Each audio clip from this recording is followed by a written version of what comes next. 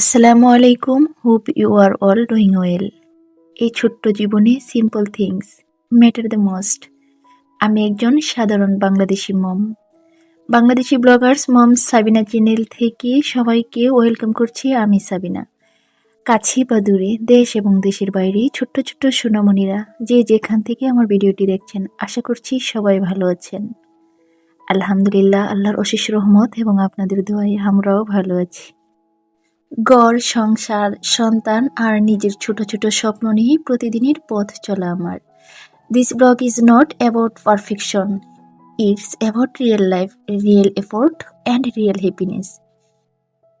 কিভাবে অল্প টাকায় সংসার গুছিয়ে রাখা যায়, কিভাবে বিজি মম হয়েও নিজের জন্য একটু সময় বের করা যায়, এসব ছোট ছোট অভিজ্ঞতাই আমি শেয়ার করি আপনাদের সাথে।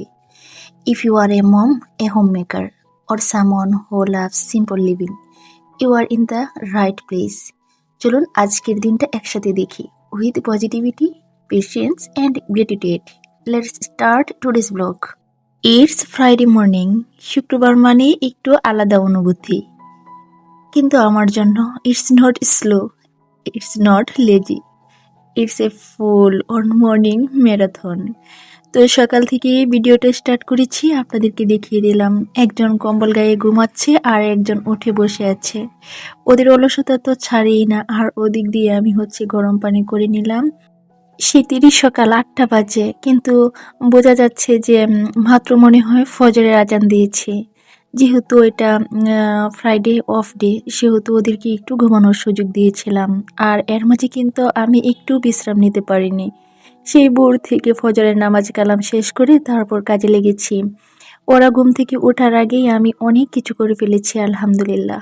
গরম পানি আগে একটু খেয়ে নিব, তারপর বাকি কাজ। তো আমি আবার একটু বাইরে চলে গিয়েছিলাম বাজার করার জন্য। তো একটু শাকসবজি নিয়ে আসছিলাম আর একটু বাজার করে নিয়ে আসছিলাম। তো ওগুলো বাজার করে এসে একটু চা বসিয়ে তারপর ওদেরকে ডাকছিলাম। তো ওরা তো আসলে কি বলবো, আমার ছেলেটাকে তো টানা হেঁচড়া করে উঠাতে হয়। আর এদিক দিয়ে আমার হেল্পিং হ্যান্ড যে আছে উনি এসে পড়েছে। তো ভাবলাম যে ওরাও তো উঠেছে, খালি পেটে আর কি একটু চা বিস্কিট খেয়ে নিই, তারপর আর কি আস্তে ধীরে নাস্তা টাস্তা করবো আর কি। আজকে ব্রেকফাস্ট রুটি বানাবো, এই তো। আর জানেনই তো, ঘুম ভাঙে ফজরের আজানে, চোখ খুলে মনে পড়ে যায় আজও অনেক কিছু সামলাতে হবে। একজন নারী, একজন মা, একজন সংসারের ম্যানেজার হিসেবে দিনটা শুরু হয় নিজের কথা ভাবার আগেই। তো যেহেতু হেল্পিং হ্যান্ড এসেছে, ভাবলাম যে ওনাকেও একটু চা দেই। যেহেতু প্রচণ্ড ঠান্ডা পড়েছে, একটু চা খেলে ওনারও অনেক ভালো লাগবে। যতই ব্যস্ত থাকার চেষ্টা করি না কেন, নামাজটা তো প্রথম কাজ। এই কয়েকটা মুহূর্তই যেন নিজের জন্য রাখা। আল্লাহর কাছে চুপচাপ বলি, ই আল্লাহ, আজকের দিনটা আরো বেশি সহজ করে দাও। তারপর আর কি, তারপরে কিচেন কলস, মানে আর কি রান্নাঘরে যেতে হবে। ব্রেকফাস্টে চুলা জ্বলে, কেটলি বসে, রুটি ভাজি, ডিম ভাজি, সব কিছু একসাথে চলতে থাকে। এই রান্নাঘরটাই আমার কন্ট্রোল রুম হয়ে গিয়েছে। এখান থেকেই পুরো দিনের গতি ঠিক হয়ে যায়। কখন যে নাস্তা বানাতে বানাতে আরো 10টা চিন্তা মাথায় ঢুকে যায় বুঝতেই পারি না। গ্যাস শেষ তো, সবজি আছে তো, আজকে বিল দিতে হবে না। ওহ ইয়েস, আজকে তো ইন্টারনেটের বিল দেওয়ার শেষ তারিখ। হ্যাঁ, ইলেকট্রিসিটি হয়তো বা শেষ হয়ে যাবে 2-1-এর ভিতরেই। এই ভাবনাগুলো না প্রতিনিয়তই চলতে থাকে। Electricity bill, gas bill, internet bill, একটার পর একটা লম্বা লিস্ট হাতের নোটবুকে লেখা থাকে, কিন্তু মাথার ভেতরে না ওগুলো আরো ভারী লাগে। অনেকে ভাবে ঘরে থাকলে কি এমন কাজ, কিন্তু কেউ দেখে না এই ইনভিজিবল প্রেশারটা, এই হিসাব, এই দায়িত্ব, যেটা কেউ আপলোড করে না। তো এই যে এদিক দিয়ে হেল্পিং হ্যান্ডকে দিয়ে না রুটিটা বানিয়ে নিয়েছি। আর ফার্স্ট অফ অল আমি এখানে ডিমটা পোস্ট করে নিচ্ছি। তো আপনারা হয়তো অনেকেই দেখেছেন আমি ডিমের যে দুটো পাশই আছে সেটা ভেজে নিয়েছি। ডিম পোচ করার সময় খুব সাবধানতা অবলম্বন করতে হয়। পোচ করলে যদি ডিমের কুসুমটা একটু নরম থাকে তাহলে আবার ওরা খাইতে চায় না। তখন আবার আমি অন্যরকম একটা ঝামেলায় পড়ে যাই। তো ডিমটা পোচ করার পর আমি এখানে রুটিগুলো ভেজে নিচ্ছি। আর যেহেতু এখন শীতকাল পড়েছে, রুটি না খুব সহজেই কিন্তু ঠান্ডা হয়ে শক্ত হয়ে যায়। আর শক্ত রুটিটা তো স্বাদ একদম খাইতে পারে না। সেজন্য হালকা তেল দিয়ে সবসময় আমি রুটিটা সেঁকা দেওয়ার চেষ্টা করি। তাহলে একটু সফট আর নরম থাকে, সে খাইতে পারে খুব সুন্দরভাবে। এই তো ২ ভাইয়ের খাবারটা নিয়ে যাচ্ছি ওদের বিছানার উপরেই। যেহেতু অনেক শীত পড়েছে তাদেরকে আর ডাইনিং টেবিলে ডাকবো না। বিছানার উপরেই খাবারটা দিয়ে দিব। তো চলুন দেখি ওরা কি করে। এই তো দেখেন সবাই ২ ভাই হচ্ছে রং, পেন্সিল, খাতা কলম নিয়ে বসে পড়েছে। কি করা যায় সেগুলা করছে আরকি। বাচ্চারা যা আর কি করে। তো ওরা খেয়ে নিচ্ছে আর এদিক দিয়ে হচ্ছে আমি যে বাজারগুলো নিয়ে আসছিলাম সেগুলো এখন চলুন আপনাদের সাথে শেয়ার করি। এখানে হচ্ছে ২ টা কক মুরগি নিয়ে আসছি আর হচ্ছে টমেটো নিয়েছিলাম আর একটা মিষ্টি কুমড়োর ফালি নিয়েছিলাম। তো প্রথমে আমি হচ্ছে মুরগিটা ঢেলে দিচ্ছি। আর ইদানিং সাদের যে কি হয়েছে, ও তো মুরগি একদম খাইতে চাচ্ছে না। তো ভাবলাম যেহেতু ও মুরগি খাইতে চায় না সেহেতু ককটাই নিয়ে যাই। আর অ্যাকচুয়ালি মুরগিটা আনতে হয় আমার ওদের জন্য রোস্ট করার জন্য কিংবা হ্যাঁ, বিরিয়ানি পাকানোর জন্য। ওরা বিরিয়ানিটা প্রায় প্রত্যেক সপ্তাহেই খাইতে চায়। তো আজকে হচ্ছে আমি বিরিয়ানি পাকাবো না। আমি হচ্ছে আজকে রোস্ট করব আর পোলাও করব। তো ভাবলাম যে ওদের জন্য না কক মুরগি নিয়ে যাই আর ২ টা মুরগিকে আমি ৮ টা টুকরা করেছি। আজকে অর্ধেক রান্না করব, বাকি অর্ধেক কিন্তু আমি রেখে দিব। আসলে হিসাব করে না চললে দেখা যায় না অনেকটা মাস শেষে আ টানাটানিতে পড়তে হয়। আর এখন তো একা থাকি, টানাটানি পড়লেও না কারো কাছে হাত পাততে পারবো না আরকি। সেজন্য একটু সঞ্চয় করে রাখার চেষ্টা করি যেন পরবর্তীতে কোনো বিপদ-আপদ আসলে তখন আমি নিজেকে সামলাতে পারি। তবে আলহামদুলিল্লাহ আল্লাহ পাকের নিকট অনেক শুকরিয়া জ্ঞাপন করছি যেন উনি আমাদের সবাইকে সুস্থ রেখেছে, ভালো রেখেছে। তেমন কোনো বিপদ-আপদ আমাদেরকে দিচ্ছে না। এটাই তো বড় শুকরিয়া, তাই না? সুস্থতা হচ্ছে বড় নিয়ামত।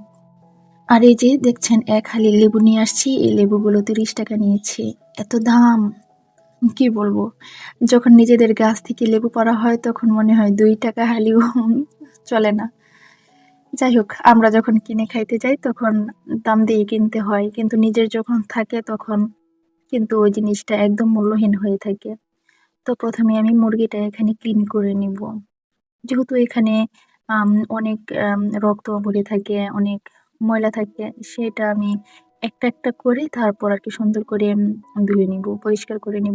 আমি কিন্তু অফ ক্যামেরাতে মুরগিটা খুব সুন্দরভাবে ধুয়ে নিয়েছিলাম। তো ওটা আর আপনাদের সাথে শেয়ার করলাম না। ভিডিওটা না অনেক বেশি লং হয়ে যাবে। আর আজকে তো ফ্রাইডে অনেক কাজ করতে হবে। তো সবকিছু আপনাদের সাথে শেয়ার করব না। জাস্ট দুপুরের রান্না পর্যন্ত। বাকিটুকু অন্য ভিডিওতে শেয়ার করব। সবটুকু যদি একদিনে শেয়ার করতে যাই, আপনারা অস্থির হয়ে যাবেন। তো একদিনের কার্যক্রম তো আর একদিন শেয়ার করা যায় না। সেজন্য আমি ২ ভাগে শেয়ার করার চেষ্টা করব ইনশাল্লাহ। ভিডিওর এই পর্যায়ে এসে সবার প্রতি একটা হার্ডলি রিকোয়েস্ট করছি। ভিডিওটি যারা অলরেডি ক্লিক করে দেখা শুরু করেছেন, একটা লাইক দিয়ে ভিডিওটি কন্টিনিউ করবেন। ভিডিওর কোনো কথা এবং কোনো কাজ যদি আপনাদের একটু ভালো লেগে থাকে তাহলে চ্যানেলটি সাবস্ক্রাইব করে পাশে থাকতে পারেন। পাশে থাকা বেল আইকনটি ক্লিক করে অল অপশনটি অন করে রাখতে পারেন। সেক্ষেত্রে হবে আমি যখন নতুন কোনো ভিডিও আপলোড করব আপনার কাছে নোটিফিকেশন চলে যাবে। আপনি আপনার সময় এবং সুযোগ বুঝে ভিডিওটি দেখে নিতে পারেন। আর যারা অলরেডি এই কাজটি করেছেন তাদেরকে অসংখ্য ধন্যবাদ।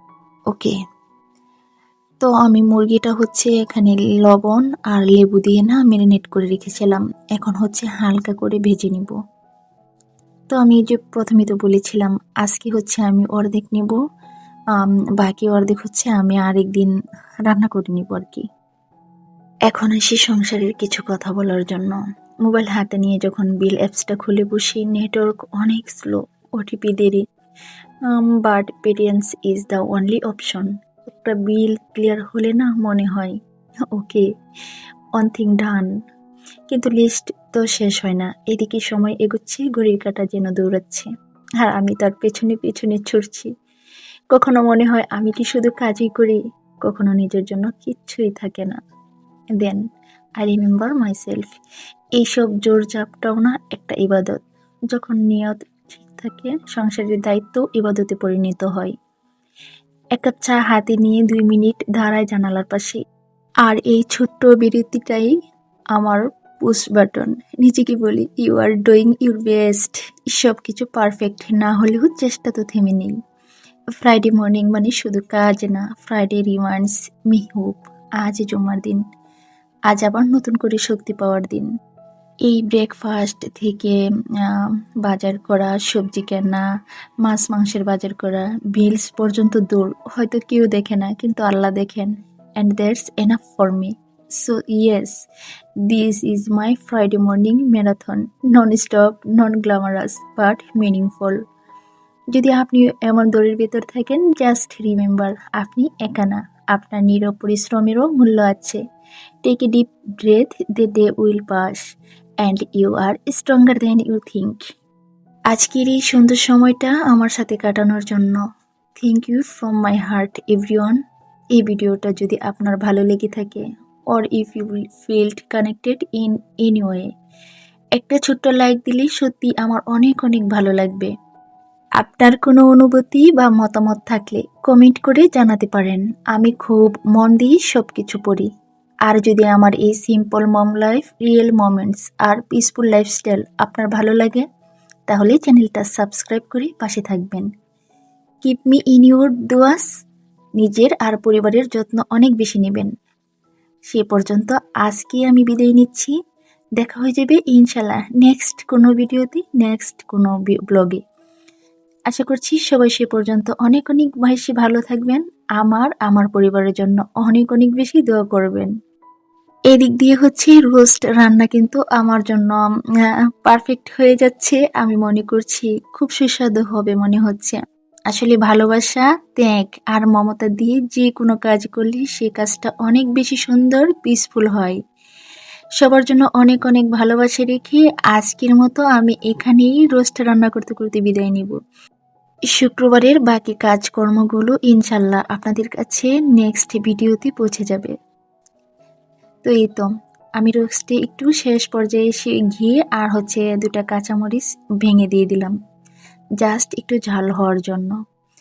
তো সে পর্যন্ত সবাইকে আল্লাহ হাফিজ। See you again in my next blog. সবাই ভালো থাকবেন, সুস্থ থাকবেন। আসসালামু আলাইকুম ওয়া রাহমাতুল্লাহি ওয়া বারাকাতুহু।